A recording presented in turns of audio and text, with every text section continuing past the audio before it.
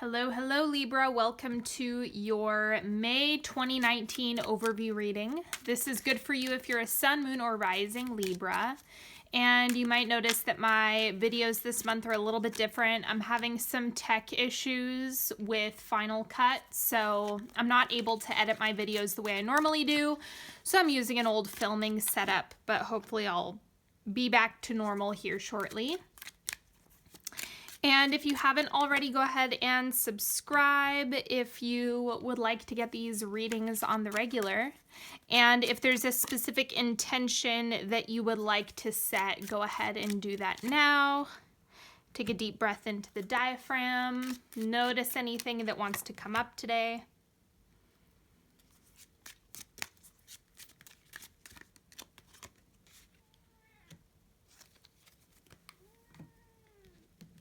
Okay, I'm going to put this timeline down and then we will get into the reading.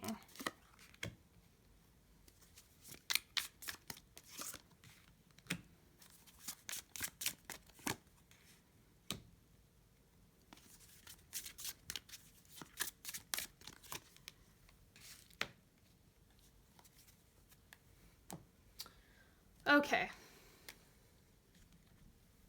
Let's start with the truth bomb, shall we? See what's going on for you this month. Keep it pointed to where you want it to go.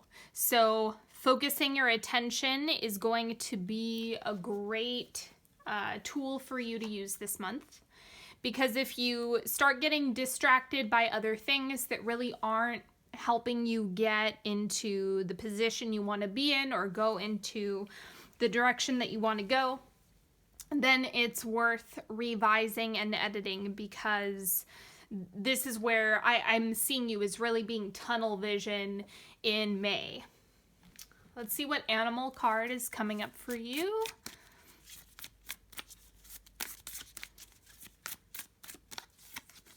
We have the golden egg.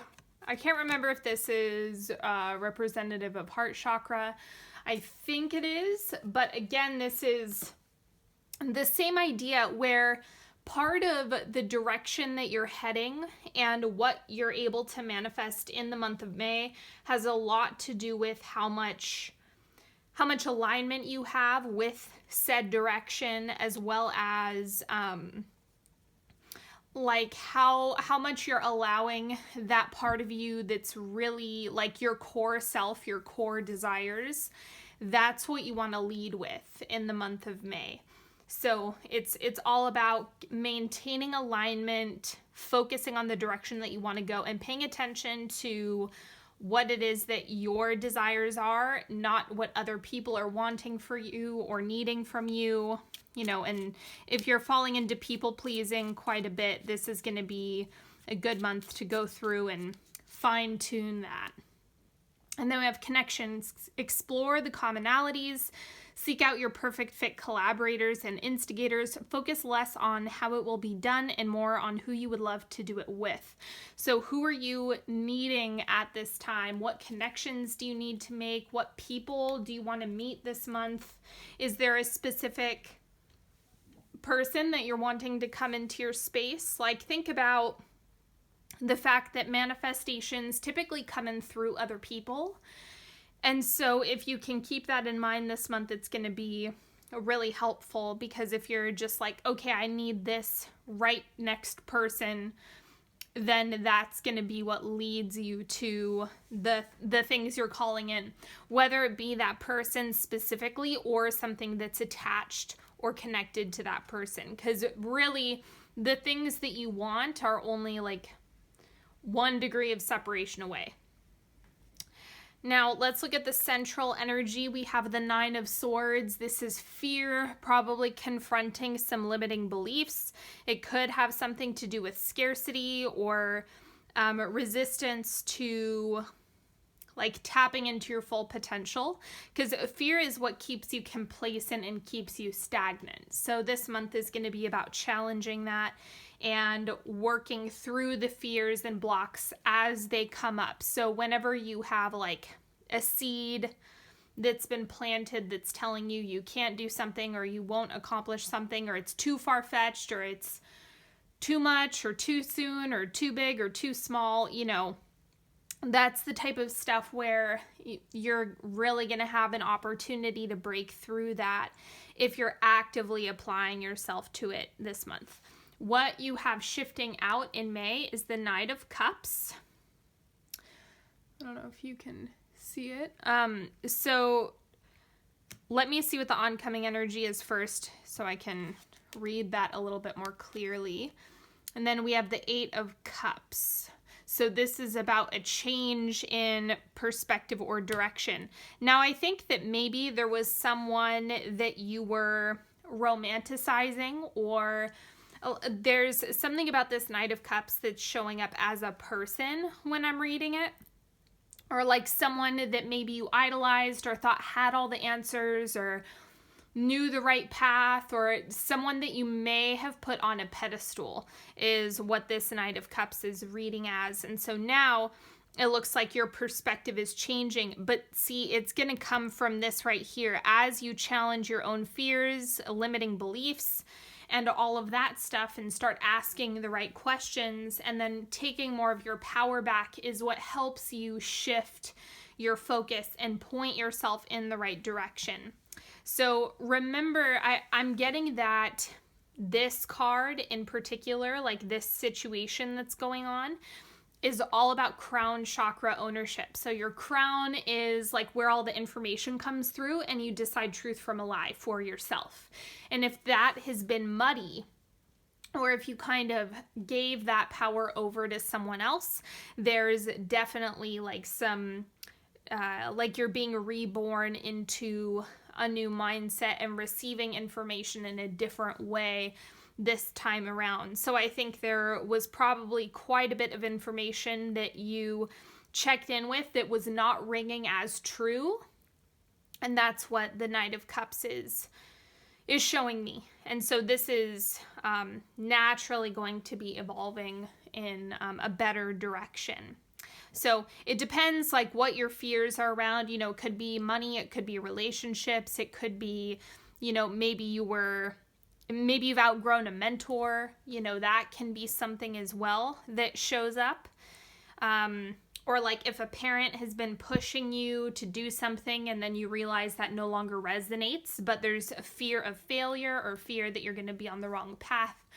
You know, different circumstances and situations can show up like that. Now, this is your outer world. So external influences, external experiences, people, places, and things. Let's see what's coming up for you. We have the Four of Cups. This card has been coming up a lot. I think a lot of people are starting to check in with their yeses and nos. And then we also have the Hermit. Let me clarify these.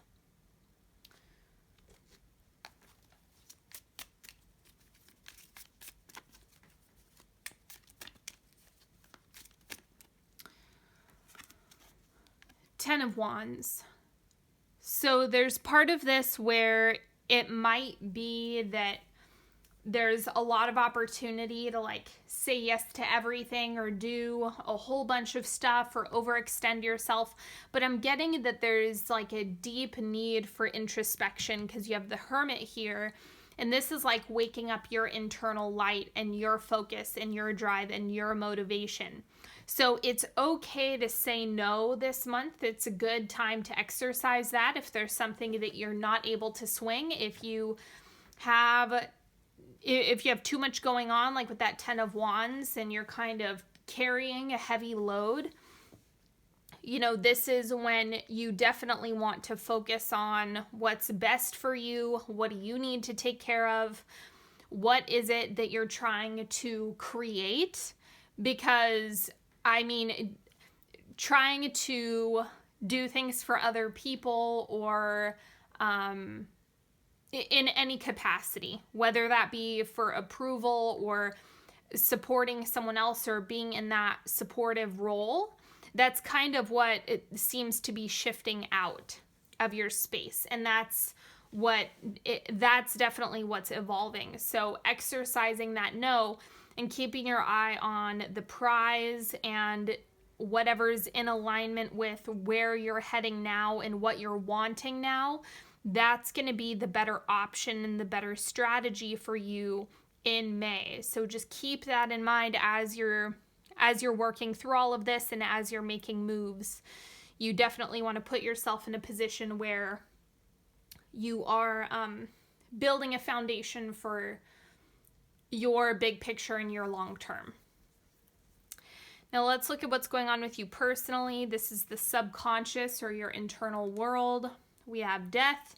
Yep, so definitely doing some major healing this month. And then we also have the King of Wands, reclaiming your power. But it comes from this pain point right here. I'm going to clarify these as well, get a little bit more info on them. But I'm getting that it's like a month where you're really being reborn, mentally speaking. And then we have the Seven of Cups. There's not one right way to do things, and maybe you've been under that impression, or maybe you've fallen into a little bit of perfectionism, or thinking that there's one approach, there's one right path, or there's one life purpose, or any number of things, or one right partner. I mean, it can be anything that you could possibly imagine. But what I'm getting with the Death card is that those old ideas are being shed so that you actually have your personal power return, like your true, you seem to be way more in touch with your higher self by the end of the month, or kind of the oncoming energy is, wait a second, this is actually what I'm evaluating now as being where I can push myself, where I can drive myself, and that's what's going on here. But you need to go through that. The Nine of Swords is a very important card for you, because if you don't have this, then nothing is going to change. It's like the discomfort is what inspires change. The fear, now you can be complacent in fear, and a lot of people do decide to do that, but that's when you want to exercise more faith. It's like, what would you rather risk, like failure or regret? If you had to pick between those two things, I mean, I think a lot of us would much rather fail than have a lot of regrets when we're old. So just keep that in mind as you're going through this month. Like, what are your actions communicating now? What is your energy communicating now? What are you investing in now? And does that add up to what you want in your future, or are you building something that simply doesn't make sense for you? There's a million ways to get to where you want to go. It's just about pouring your energy into the right places. Now let's get into the timeline. So first, second, third, and fourth quarter, that'll be where you end the month of May. So first thing coming up, we have the 10 of Pentacles. So foundation, remember, just because you've poured a lot of energy into something doesn't mean you have to continue doing so. You always have the option of changing direction and changing course, and that is okay. Just because you had one plan or one vision doesn't mean you can't revise and edit. Second quarter, we have the Three of Wands. This is building things in the astral. So if you've been focused on what you were doing or what your plan originally was, or maybe there's still a lot of desires that you do want to build, but maybe you haven't been pouring energy into them, whatever your circumstances or situation, it looks like you do have the ability during that second quarter to really map things out and create that blueprint for yourself. So this looks good. And then let me see what the third quarter is showing. We have the Page of Cups. So being vulnerable and honest about what it is that you want. I'm just going to do the final quarter, and then I'm going to read these all together. So the wrapping up the month, we have the Ace of Wands. There it is. Okay. Now, the way that you get that power back, like I was talking about, is really through the vulnerability piece. So it's kind of like, okay, maybe you've built a whole bunch of stuff, or maybe you have an established career, or there's something else that you are wanting, right? Because, I mean, complacency and stagnation are really hard for people to deal with a lot of the time. So what I'm getting is that even if you have it really good, there's a whole bunch of things that you can also do in order to make the most out of your experience. And that's what the Three of Wands is introducing to you. It's saying, hey, there's a whole bunch of stuff that you can make happen. It's just about mapping it out and then giving it energy. And this is where you create that blueprint. And then the Page of Cups is being honest about it. You know, it's not a pipe dream. It's something that you actually can bring to life. And the sooner you admit that to yourself and you own your ideas and you own your plans, that's where things are really going to get, they're going to get cooking, is when you own it. You don't want to just shove all of your desires into the closet or allow fear to sit in the driver's seat because maybe you have some old programming from family or society or whatever that could have you limiting yourself. But then by the end of the month, it looks like you really go in a direction that's right. You have the energy by the end of the month to start taking action in those right directions for you. So the Ace of Wands is a good energy card, like it's a yes, let's get it done and make it happen card. Now I am going to do this 3-card pick. You're welcome to ask a question, ask for guidance, whatever it is that you need.